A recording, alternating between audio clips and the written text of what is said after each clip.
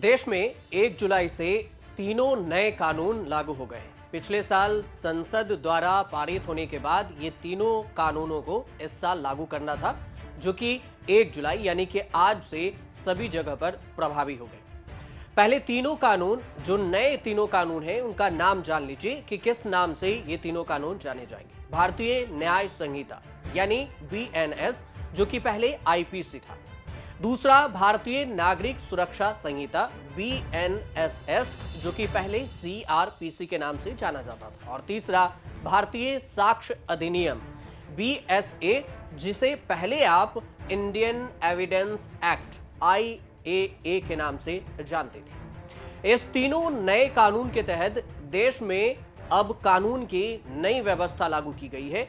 नए कानून में डिजिटली साक्ष्य से लेकर EFIR यानी कि ऑनलाइन FIR और फॉरेंसिक लैब पर जोर दिया गया है। BNS के हर प्रावधान में समय सीमा भी तय की गई है कि इतने समय में आपको इसकी कार्रवाई करनी ही होगी। FIR से लेकर जांच, चार्जशीट और कोर्ट से लेकर यहां तक कि समय सीमा हर किसी का निर्धारित है। माना जा रहा है कि इससे न सिर्फ पुलिस जांच में तेजी आएगी, बल्कि कोर्ट की कार्रवाई में भी तेजी आएगी, क्योंकि जल्द इससे निर्णय हो पाएगा। नए कानून के मुताबिक कोर्ट को पहली सुनवाई की तारीख से 60 दिन के अंदर आरोप तय करना होगा। अंतिम सुनवाई के बाद अधिकतम 45 दिन में फैसला सुनाना जरूरी हो जाएगा। जांच और फैसलों में तेजी के लिए अब ईमेल, मोबाइल मैसेज भी साक्ष्य के तौर पर यानी प्रूफ के तौर पर स्वीकार किए जाएंगे कोर्ट में। इससे कोर्ट में जो तारीख पे तारीख दी जाती थी, ये वाली स्थिति अब नहीं बनेगी और केस जल्द से जल्द निपटारा किया जा सकेगा। अब आपको इस वीडियो में ये बताते हैं कि कुछ नई चर्चित धारा, जिनको इसे बदलकर नाम, नए पैनल और नई धाराओं में बदला गया है। इसकी बात कर लेते हैं कि कौन सी धाराओं को परिवर्तन किया गया है। आपको स्क्रीन पर जो तस्वीर दिख रही है, इस तस्वीर में देखिए। इसके लिए आपसे चार्ट बनाकर आपके लिए लाए हैं ताकि आप आसानी से समझ सकें।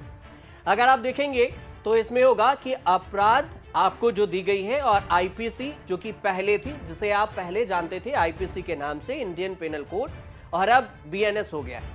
यानी कि जो हत्या की धारा पहले लगती थी 302 के तहत, अब 302 नहीं, ये 103 के तहत आपको इसी धारा के तहत केस दर्ज होगा।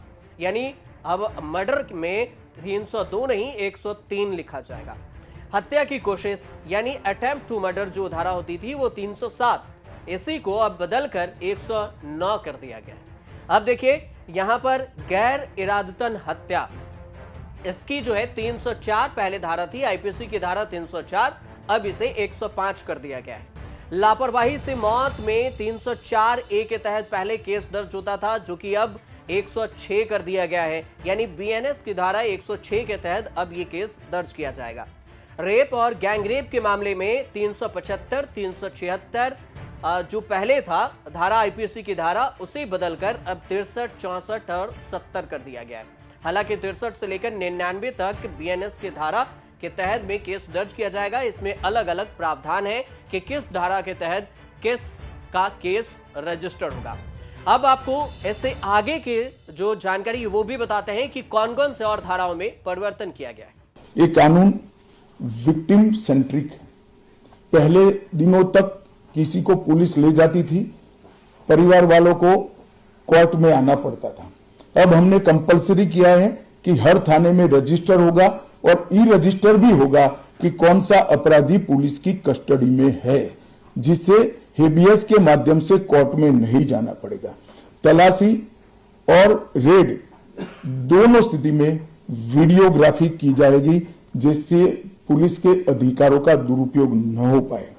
और हमने अपराधियों को बेल को भी लंबे समय तक लंबित केसों में कानूनन बना दिया है, जिसमें एक निश्चित समय मर्यादा अपराध के अंदर जो सजा है उसके अनुपात में हो जाने के बाद जेल सुपरिटेंडेंट की जिम्मेदारी होगी कि इसको बेल पर रिहा किया जाए।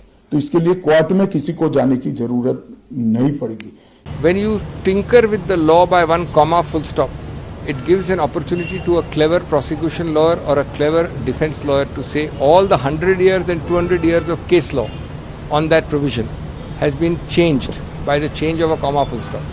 So if you make cosmetic changes to 3 basic laws like IPC, CRPC and Evidence Act, the new Sahitas, you are giving an opportunity to increase arrears tremendously, and that is what I am worried about.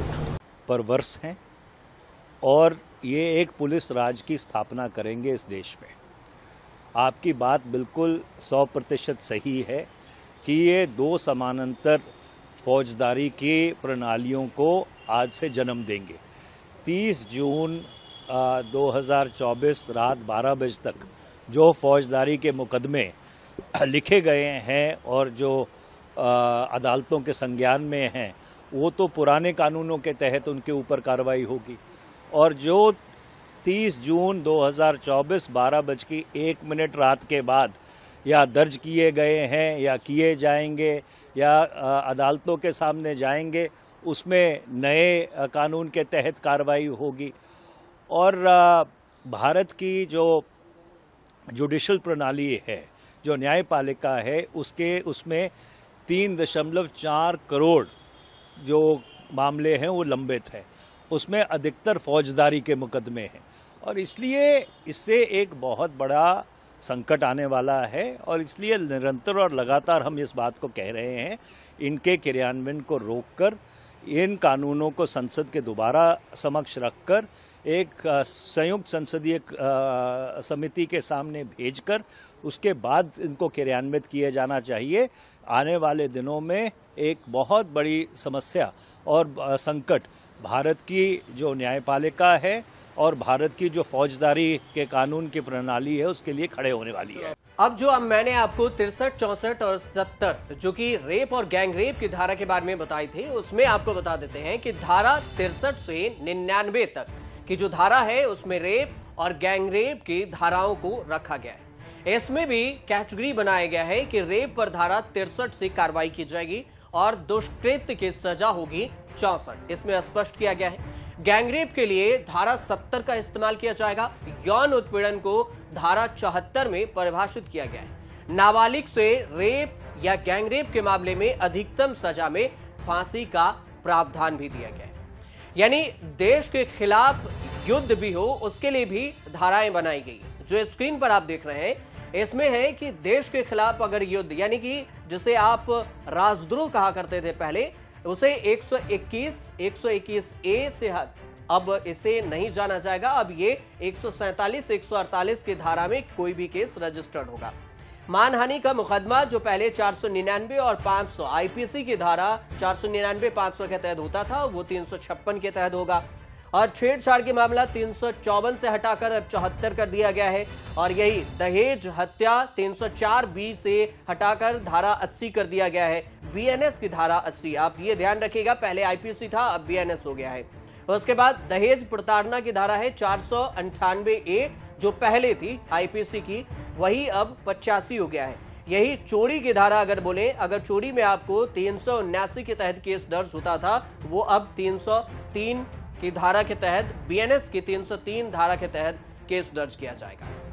अब आपको बताया था लूट के तहत पहले IPC की धारा 392 के तहत केस दर्ज होता था, लेकिन अब वही 309 के तहत केस दर्ज होगा। डकैती की जो धारा 395 थी वो अब 310 हो गया है। देशद्रोह 124 के तहत, आईपीसी की धारा 124 के तहत केस दर्ज किया जाता था, वो अब 152 कर दिया गया है। धोखाधड़ी या ठगी के लिए 420 की धारा से हटाकर अब इसे बीएनएस की धारा 318 कर दिया गया है।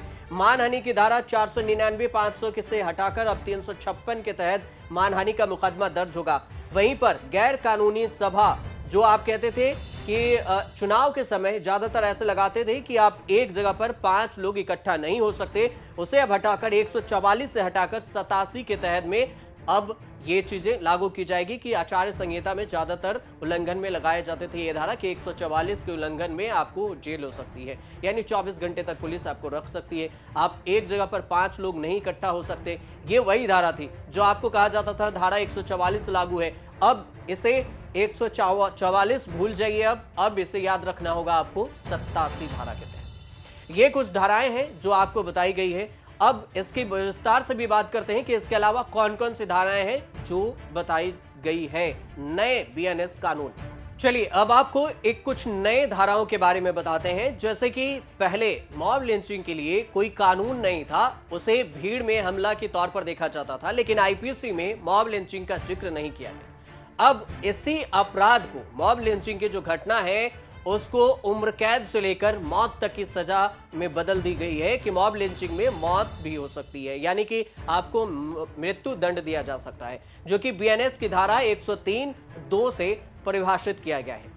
पेपर लीक में भी शामिल छात्र और उसके साथियों को भी, इसमें शामिल लोगों को 10 साल तक की सजा हो सकती है, 1 करोड़ रुपए तक का जुर्माना भी भरना पड़ सकता है। ये नए कानून में प्रावधान किया गया है, पहले ये चीजें नहीं थी।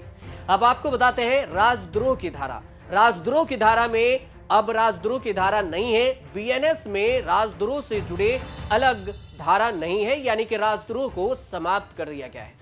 नए कानून में राजद्रोह को एक नया शब्द दिया गया है, देशद्रोह। देशद्रोह में क्या कुछ है, मतलब अब राजद्रोह का चीज आपको जो लगता था, धारा लगाकर राजद्रोह किया जाता था, राजद्रोह हटाकर अब देशद्रोह है। देशद्रोह की धारा में आईपीसी की धारा पहले 124(a) हुआ करती थी, उसे हटा दिया गया है और आईपीसी की 124 धारा को हटाकर, राजद्रोह का कानून को हटाकर अब इसकी जगह नई धारा रखा गया है। देशद्रोह से जुड़े मामलों में धारा 147 और 158 रखा गया है।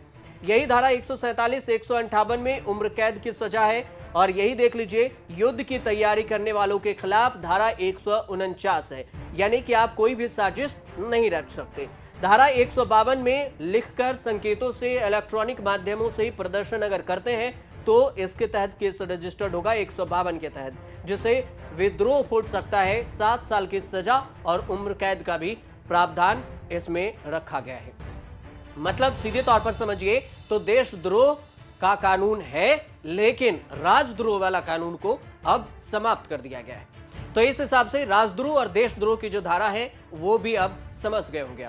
अब आपको आगे की जानकारी देते हैं कि आगे कौन से कानूनों में परिवर्तन किया गया है। अब समझिए कि भारतीय न्याय संहिता यानी कि बीएनएस में कुल 358 धाराएं हैं। पहले आईपीसी में 511 धाराएं थी, जो कि आप ग्राफिक में देख सकते हैं। बीएनएस में 20 नए प्रावधान शामिल किए गए हैं और 33 अपराधों में सजा की अवधि बढ़ाई गई है। इसके अलावा अगर देखा जाए तो 23 अपराधों में अनिवार्य न्यूनतम सजा की बात कही गई है, जो आपको ये ग्राफिक में दिख रहा है।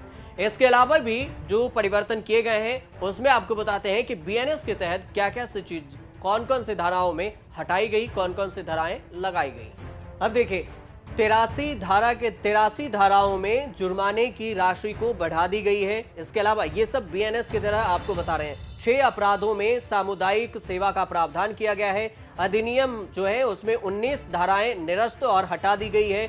इसके अलावा 8 नई धाराएं बीएनएस में जोड़ी गई है, जो कि पहले आईपीसी थी, और 22 धाराओं को निरस्त कर दिया गया है। मतलब ये आईपीसी में जो चीजें थी उसको बीएनएस में कौन से हटाई गई और कौन से रखी गई, ये उसकी जानकारी थी। चलिए, ये बीएनएस की बात थी कि बीएनएस में कौन सी धाराएं रखी गई है और कौन सी हटाई गई है। इसी तरह से भारतीय नागरिक सुरक्षा संहिता में भी कुल 531 धाराएं हैं, जिसमें सीआरपीसी में 484 धाराएं थी, जो ग्राफिक में आपको दिखाई जा रही है। बीएनएस में कुल 177 प्रावधान बदले गए। इसमें से 9 नए धाराओं के साथ 39 नई उपधाराओं को जोड़ा गया और 44 नए प्रावधान स्पष्टीकरण रूप से जोड़े गए हैं। 35 सेक्शन में अलग अलग समय सीमा जोड़ी गई है और 35 सेक्शन पर ऑडियो वीडियो का प्रावधान जोड़ा गया है, जो कि पहले नहीं था कि ऑडियो वीडियो से साक्ष्य के तौर पर पेश किया जा सके। कुल मिलाकर अगर देखा जाए तो 14 धाराएं निरस्त की गई और हटा दी गई। भारतीय साक्ष्य अधिनियम में कुल 170 धाराएं हैं और कुल 24 प्रावधान बदले गए।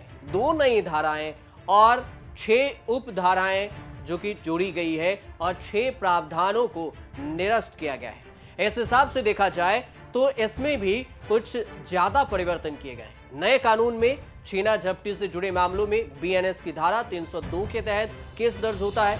अब जो होगा वो पहले यही धारा अलग थी। पहले आईपीसी की धारा 302 में हत्या से जुड़े मामले का प्रावधान था, अब इसे हटा दिया गया। गैर कानूनी रूप से एकत्र होने पर धारा 144 लागू होती थी, जो अब इसे हटा दिया गया है। अब इसे 187 धारा के तहत में किया जाएगा। अब आपको यह भी बताते हैं कि तीनों कानूनों को पिछले साल 21 दिसंबर को कानून में संसद में मंजूरी मिली थी और राष्ट्रपति द्रौपदी मुर्मू ने 25 दिसंबर 2023 को अपनी मंजूरी दी थी। केंद्रीय गृह मंत्रालय ने इसकी घोषणा की और नए कानून को 1 जुलाई से लागू कर दी। अब ये जरूरी इसलिए हो जाता है ग्राफिक के जरिए कि अगर आप इन धाराओं को याद रखेंगे तो आपको आईपीसी जो पहले बात थी वो बीएनएस के तौर पर और सीआरपीसी के तहत ही ऐसे परिवर्तन किए गए हैं। तो इसमें क्या होगा कि आप कानूनी सलाह मशवरा लेने के लिए आपको आसानी होगी और आप आसानी से समझ सकेंगे और आप भी जो कोर्ट कचहरी या फिर पुलिसिया जो मापदंड था उससे बच सकेंगे। फिलहाल आप देखते रहिए न्यूज़ तक।